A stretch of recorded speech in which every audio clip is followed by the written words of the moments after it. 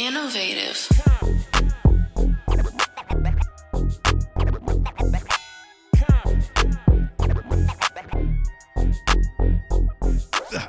Ladies and gentlemen, explosion. I'm Deshaun Showtime Watkins. And I'm the coolest motherfucker on the planet, cool ass Cam. And welcome to the culture of Comptonmania. Well, Z, hello. Our guest today is the gas man. We funkier than the trash can. Hello, the real Young LA. What's the deal? Oh man, smoked that pound to the last gram. I'm like, ugh. It's your boy Young LA, the real Young LA. You know me, I'm just holding it down like an anchor, man. You know, I'm talking about staying on it like I want it, man. Just trying to find my spot like a polka dot, man. You hear me? You know, I'm talking about. I'm just, never not working, smoking good, eating good, day in the life. Man, listen, man, look, I respect you so much.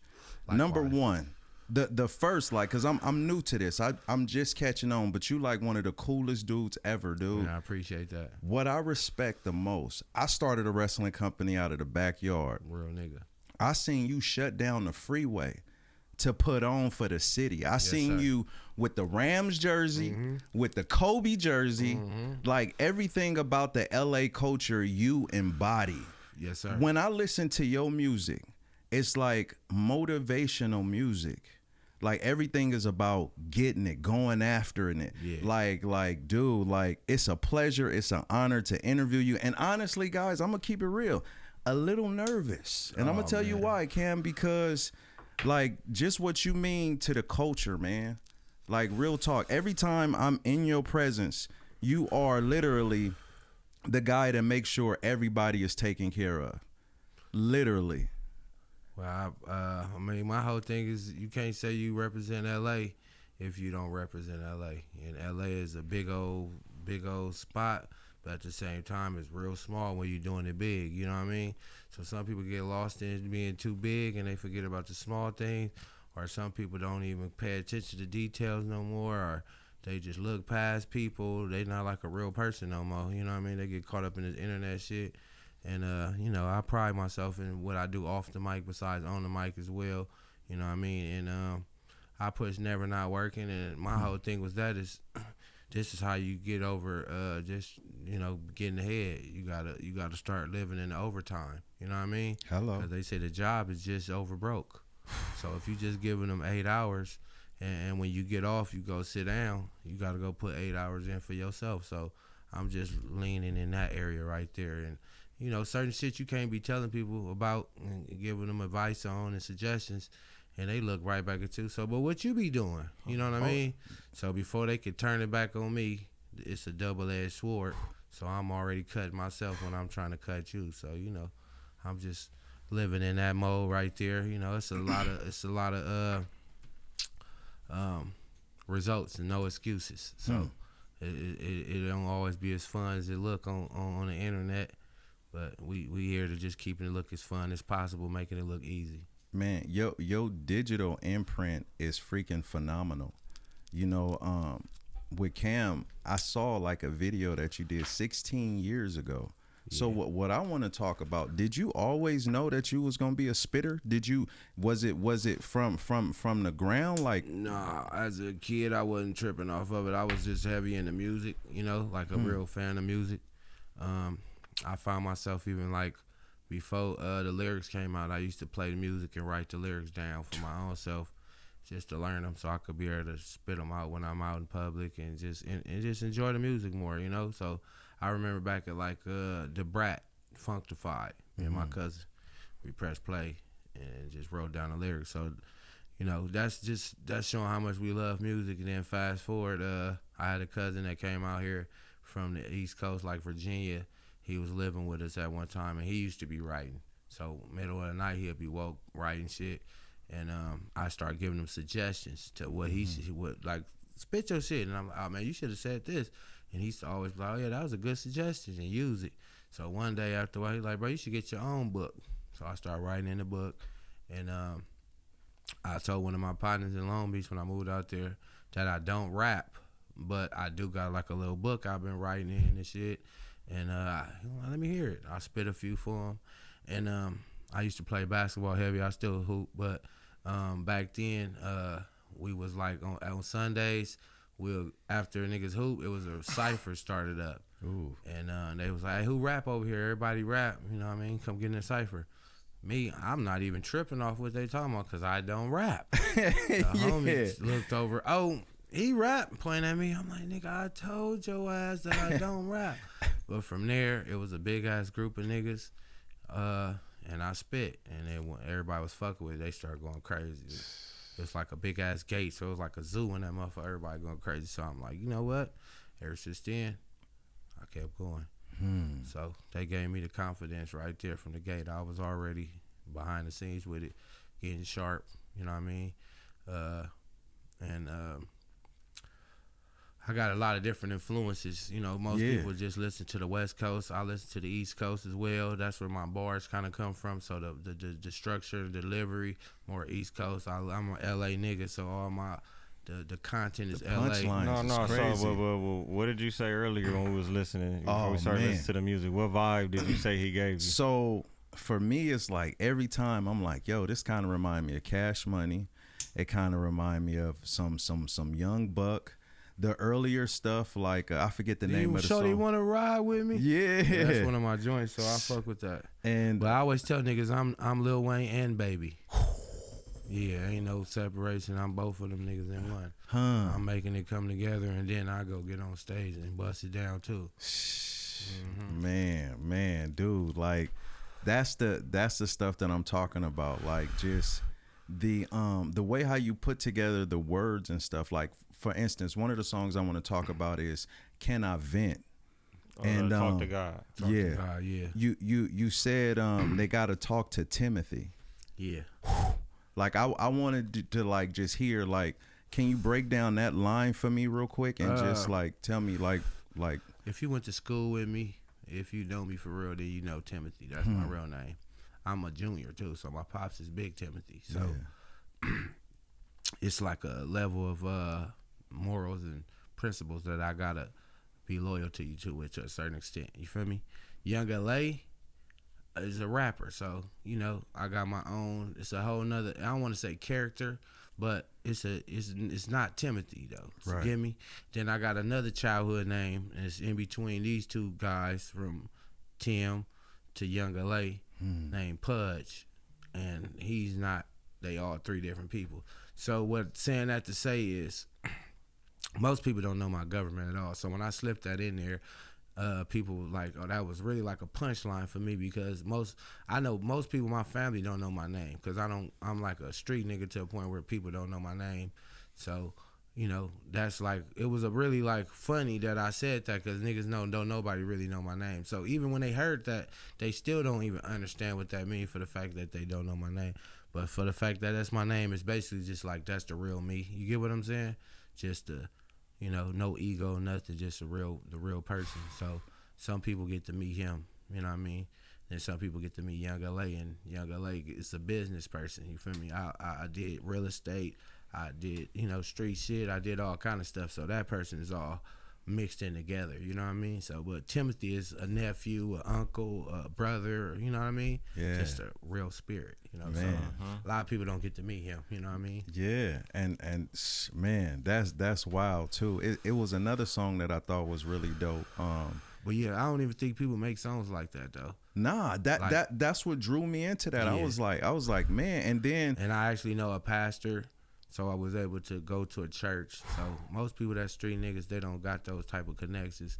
But the pastor loved me. He always looked up to me as a kid to grow up, and so he'd be proud of me. So he was happy to help me to shoot that video. Wow, that's dope. Yeah, but so from there we got that. You know what I mean? I could get real. I could go trap on them. I could spit bars. I could make girl songs. I could make commercial shit. I could ghostwrite. You know, just so many elements. I've been in music long enough to realize, you know, it's all different compartments of it. You just gotta find what work with you and go with it. You know, so. Man. Stuff I know how to do, I do well. Man, for sure. And then another song was Vice City. Like the punchlines in there was freaking crazy. Mm-hmm. Like that's one. That's a like, can you play that one again? Yeah, with Vice City. I had my guy named Adios, man, was neighbors. We good rap partners though, and it was before it was a lot of other different like duos was out, and I kind of already foreseen it, and I was trying to like nudge it together and get it going. So when I heard that track, I thought of him, and usually when somebody want to rap, they want to do like 8 bars, 12, 16, so you could get like a full thought out. But 4 bars is so fast that you gotta be going off the other person, or y'all gotta vibe, because if not, it just will sound crazy. But me and him meshed real good. We got like 2 different styles, and we dropped that motherfucker, and then I went and made sure we shot the video to get a Miami feel, and just, you know, add all the shit we be talking about into there, and it just locked in. Everybody was fucking with that video. We had a dope. That was like some tag team shit. That was some. We low key got a whole tape like that done. Oh my God. Yeah, and it's nasty. Oof. I ain't gonna lie. You don't get a chance to breathe. And the cold part, the way we recorded, is like piranhas, because I think of 4 bars with no time. So we walk in, record. As soon as I finish, he come out, he go right in, and it's just like a big old circle. And the next thing, the song done. We load up another one. We could knock out shit with no problem. That's almost too easy. It's crazy how I could say that. So y'all got like a certain kind of chemistry, like for real. Yeah. So let's say I hooked up. We had a producer that passed away named 89. Rest in peace. Yes, sir. And me and him got real good together. So kind of like how Cam is. With me being around him, I get introduced with you because you's around him. So being in Cam world, I met all y'all. Being in 89 world, I met the artists he was working with. And Adios, Jag, it's a couple different other people that he was working with, but those people was like there before I got there. So, you know, it's almost like you gotta mesh in with somebody and fuck with them and fuck with everybody they with if you want to be in their world. You know what I mean? So instead of trying to come in on some, I'm gonna be the best rapper and I'm fit to try to move niggas and show niggas who harder and what I could do, I came in humbly. Hey, shout out to you, you know, showing love. And we all just start kind of like forming connections and fucking around. But after he passed away, we kind of did the tape so we could kind of keep his name alive. You know what I mean? Yeah.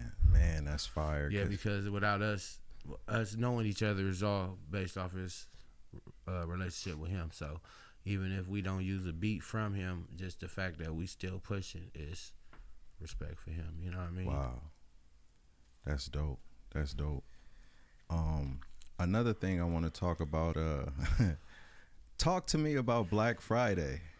Black Friday. A lot of people don't realize at one time LA radio was not a lot of LA music. So it was around the time like Jay-Z, New York was out. So they was playing maybe Problem, Snoop,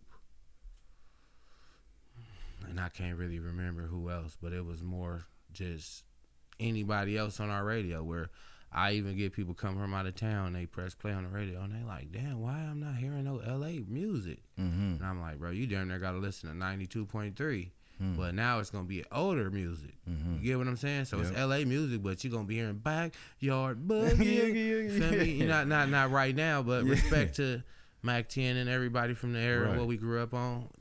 We still love that music, but if you pull up and want to listen to something now, it wasn't nothing like that. So I'm the one to say I came up with the idea, but Roosevelt, C Nice came up with the idea, and whoever else they did it up with. But we basically gonna go in front of Power 106 and protest the radio station. So this was maybe 10 plus years ago. So it's kind of like people don't even remember it, but it was a real thing. And after we protested, Snoop Dogg did a interview, and they chopped the interview up with what we did, So basically, you see the raw footage of us protesting, and then you see Big Snoop Dogg complaining about the radio, and then mixed it all together, and they dropped it on World Star, and it got 1 million views real fast. Wow. And then from there, Power 106 kind of started. I don't want to disrespect them, but like kind of breaking it up. They didn't want us to be protesting no more. But whatever the case, fast forward, you start getting the charismas. They start playing the rejects and all of the radio. Just fast forward from everybody from back then and now, how the radio is and how everything is switched. It's a lot different now. Big difference. So we really changed the radios out here, the whole play out here. So, trying to take credit for some shit. It's almost like when you die. When you die, they give you all your credit. So we ain't looking for the credit for it, but it's a real thing and it happened. We got receipts for it. Ooh. I got the receipts. I ain't tripping off the credit though. Man, that's what you talking about, being like really out there in the field, like really going after it, like straight up, like no excuses. Like, okay, you won't let us in, we gonna do this, and then make a movement. And you never stopped. You never used it as a situation to hold you down. And can we talk like a little bit? What are some of the hardships you had to deal with too, to just fight to do what you love to do? A lot of people don't know, but the name Young LA. Yeah, I came up with that name maybe like in 02, 03. And then nigga just popped out with the same name from Atlanta. Oh. And the nigga got the song Ain't I and all Ain't that. I, So Ain't I, at yeah. one time that song was real big. Yeah. And I did another thing that people don't realize. He couldn't come to Los Angeles to be able to promote and get bigger. So name any Atlanta artist that's very big. They're usually big in Atlanta and in LA. So the Futures, the 2 Chainz, all of the guys. So if you can't get big out here too, you basically stay local. So that was one of the things we did. Dang, you had to fight for your name. Now I'm just a real Young LA, and ain't no fight no more. So you see him doing this little tobaccos and shit to try to stay, foreign. So God bless him. I hope he ain't doing drugs or nobody's, forcing him to do anything out of his character. But in reality, yeah. That's wild, man. People was, at one time people was calling me, I just bought your new single. I seen you going. And I'm like, that is not me. So I had to go through that. I had people who was like producers who was like in between working for them and T.I. camp and working for me. And they just like, trying to keep my game going, how I got it going. I'm in a good position. I'm going to stop working with you right now. And all kind of little plays. But fast forward now, and it ain't no big deal. Everything worked itself out. But just standing mashing. And I try to not let that make me turn negative. You know what I mean? So I still positive. I still, if I ever run into him, we're going to chop it up, though. But as far as making a hate campaign, and I still press positive love and, productivity and, passion, all the good stuff with the music that everybody be trying to fast forward. That's what I'm pressing. So I didn't let that switch my character up and make me want to start dropping a diss record. And I really did throw one out there, but I could have shot the video. I could have really put the campaign behind it, but I didn't even drop the video. It is what it is. Niggas know what's up. Man, that the thing is too, is the restraint too. Like I think that shows a lot about your character too. Like, you know what I mean? Like on some like that's some stuff that'll make half of the world go to war, because recognition is everything, bro. Oh yeah, I be telling my people to chill. Like been plenty of times where people caught shit, man, and they want to move forward, and I be telling them, nah, don't trip, bro. At the end of the day, what I realize is you got creators and you got imitators. Imitator look like a creator until he get in the room and you figure out where he been getting his style from. But creator shit, you could drop some shit, they run with it, you just make some new shit. You a creator, bro. You know what I mean? This shit all uploaded and downloaded from God anyway, so when people start thinking it's them, it ain't. Straight. You didn't come up with that thought on your own. Okay. Now, I hear about this. Talk to me about the concert that you opened up for RJ. What was that like? The one that just passed? Yes. It was big. It was one of the biggest things in the city. Every so often, I do concerts, big concerts all the time, but every so often, I know LA gonna be there, you know? So different artists, it be LA being there, but it don't be like the popular ghetto people and or, you know, celebrity people that the regular people look. It'd be USC kids and people from out of town. You know what I mean? They still live in LA, they LA residents, but not no LA person, somebody like that. But the RJ show, I knew it was gonna be everybody from LA in there, so from the time we walking in, from the time we leaving, you just seeing people the whole time, you know, showing love. You know, just get in there and get cracking. We had a couple of technical difficulties that day as far as sound check, trying to get there, DJs and moving everything around. But I was just happy that I even got to perform, because at one point they was saying that we was going to miss sound check, and if I missed sound check, I wouldn't even have, my DJ wouldn't have got to set up, and if my DJ wouldn't have got to set up, I wouldn't have got to perform. So we kind of rested, ran all the way through, drove, did all of the running, and, you know, put it up there. Then we got up there, we gave him the show. But, you know, it was, I'm talking about, it was to the point where we was back there and it was like, all right, you got 5 minutes from your set deducted while he's putting that chord together. Oof.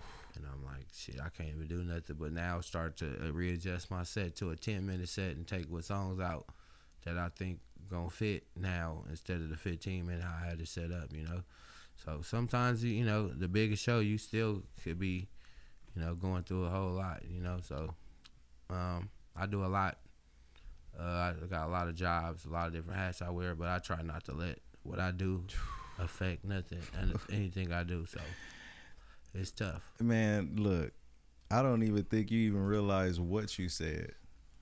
Like, that's, again, a definition of, that's some Kobe shit on mamas. Like if you ever did anything with performing, production, shit's gonna happen. And what you gonna do while you out there? How you gonna flip through this? How are you gonna still get through it? And the fact that you power through it, I ain't gonna make no complaints. I'm finna whoop, whoop, whoop, whoop, whoop, whoop, whoop. And you be the adjustment.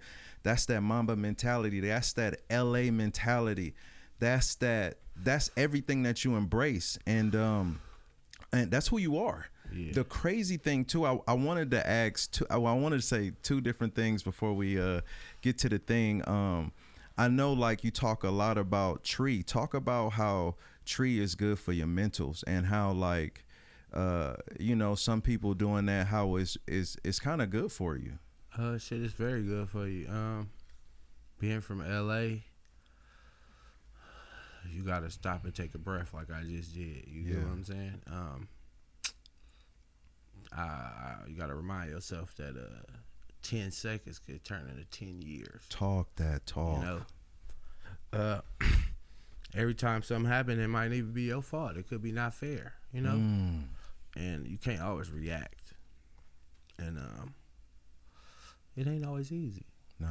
But just make it easier. So I was a totally different person before I started smoking. I took everything offensive, you know? Like, they was disrespecting my whole, like, ancestors. That's how I look at it. Anything, like, simple shit. So when I started smoking weed, I talked myself out of shit, you know?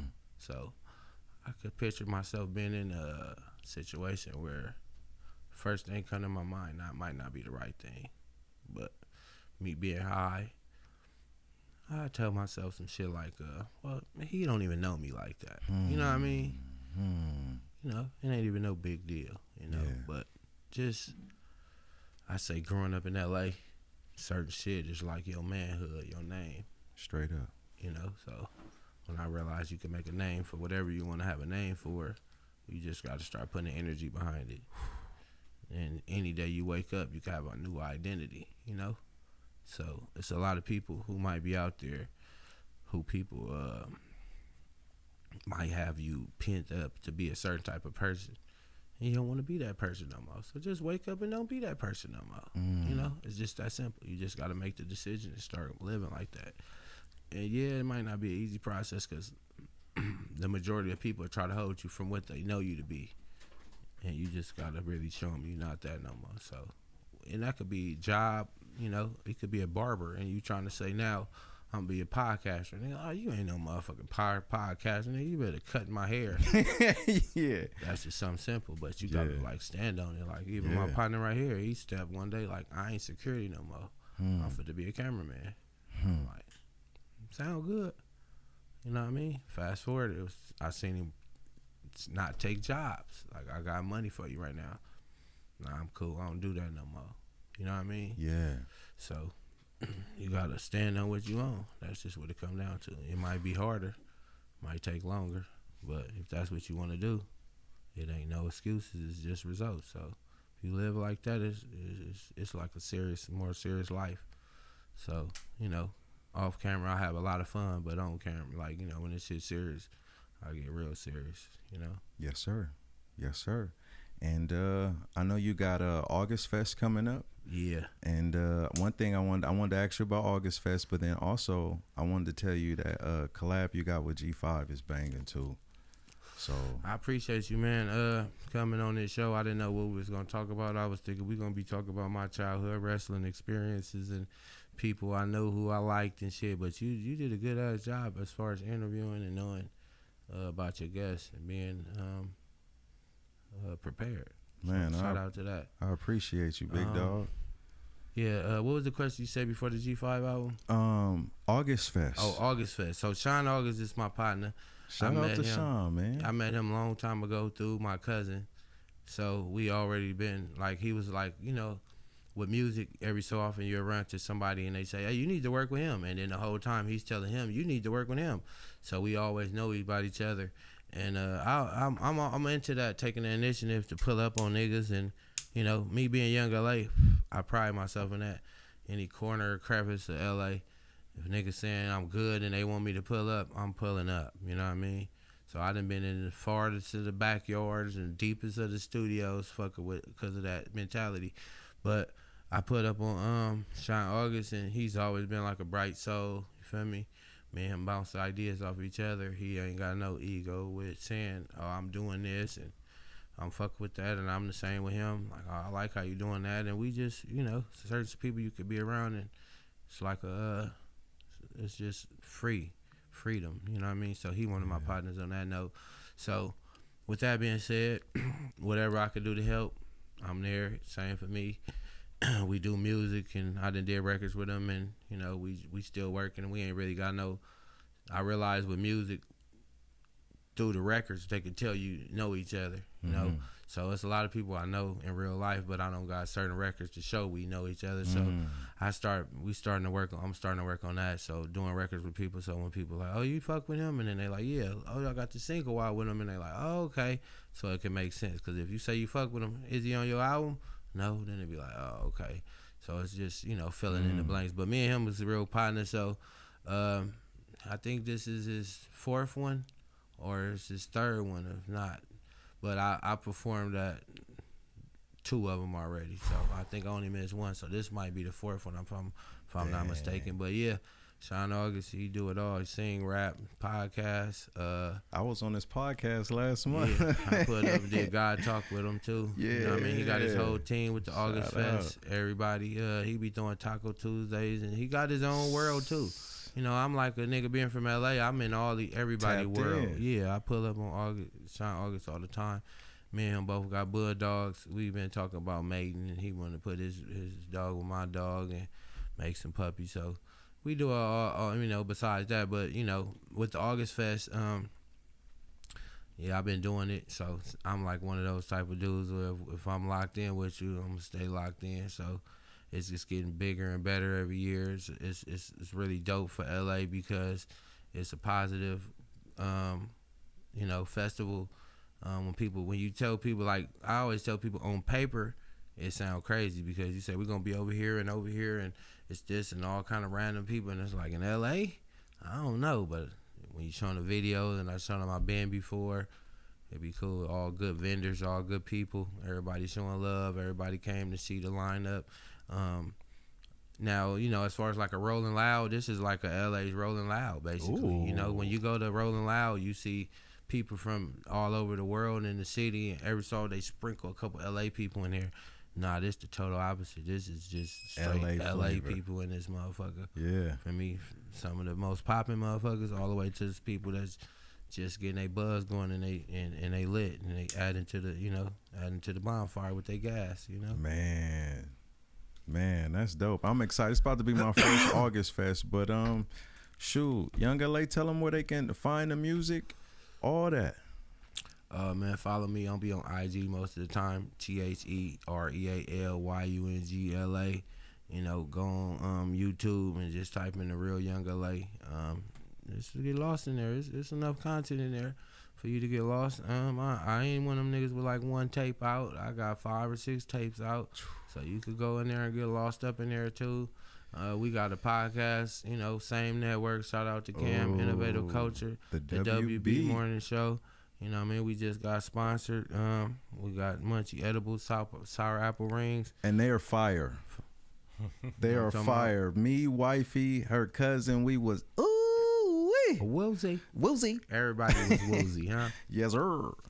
So, yeah, man, we just doing good things, positive things, progressive things, just pushing the culture in the forward motion, man. Shout out everybody fucking with us. Shout out everybody fucking with Comptonmania, man. Y'all stay logged in and keep pressing this, man. He good peoples, man. He doing good things, man. I done seen him off camera, on camera. He always good energy, and he always, positive, looking out for his family. You feel me? I don't even think him and Cam probably ain't never even got in an argument or nothing, huh? No, I don't think so. I wouldn't think so. There's no reason. How many niggas like if that, Cam man? is saying something, it's something. How about that? Shout out to cool ass Cam, man, with 2 Z's. 2 Z's?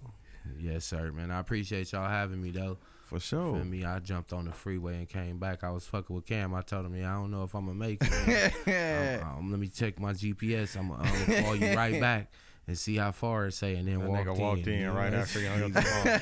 This nigga, you know how you have a nigga going. But yeah, man, we'll see. You got nothing but your time, man, your word, man. Some people don't realize this time is worth more than money. You can make more money, and some people don't realize people is worth more than money. Oh, yeah. You know what I mean? So, shit, show love to the folks, man. It all come back around, man. It's your boy, Young LA, the real Young LA. Tap the it. Fuck with us. Hello. And it's your boy, Deshaun Showtime Watkins. Shout out to my cousin DNL, because DNL, welcome to LA, nigga. He was like, man, you got to get to know Young LA. Yeah, man, we sitting That's on the crazy. Ain't no other nigga ever sat on the freeway and blew a wood, man. Yeah, man. I challenge a nigga to roll up a blunt in less than 15 seconds, man. Really? It's on my page. I'll show you right now, man. No It's way. me, 15 seconds? the one and only, man. Fuck a nigga mean. And the new tape is on the way, man. Y'all ready for some new music? Got a new tape called Something for the Ghetto coming, man. Ooh. It's supposed to be this month. I got some video ideas and crazy shit I was working on. Been taking a little longer. I might have to skip it. Fuck it and just drop, man. But I got features from a lot of good rappers on there, man. Killer Twan, DW Flame, K-Boy, Mr. Fab. Got my boy singing on there, Clay Dub. Yeah, a lot of good production on there from the Rich Assholes. My boy Quack Z and DJ Phrase One. You know what I mean? So yeah, y'all stay tapped in. My boy Stoney the Dealer on there. Yeah, man.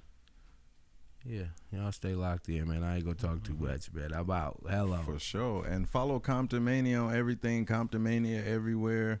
Join our members only. $3.99 nephew level. $9.99 Wilsey level. You get to watch all our wrestling content. And yeah. Y'all can tap in with me at COOLAZZCAM. Tap in with our website, www.theinnovativeculture.com. Follow us on Instagram at innovative.culture and the culture of Comptonmania. And subscribe to our YouTube at youtube.com/innovativeculture. It's the real Young LA, man. You know I'm talking about, live with Comptonmania, man. We didn't put the woozy with the hello, man. You know I'm talking about. Hello. Fuck a nigga, man.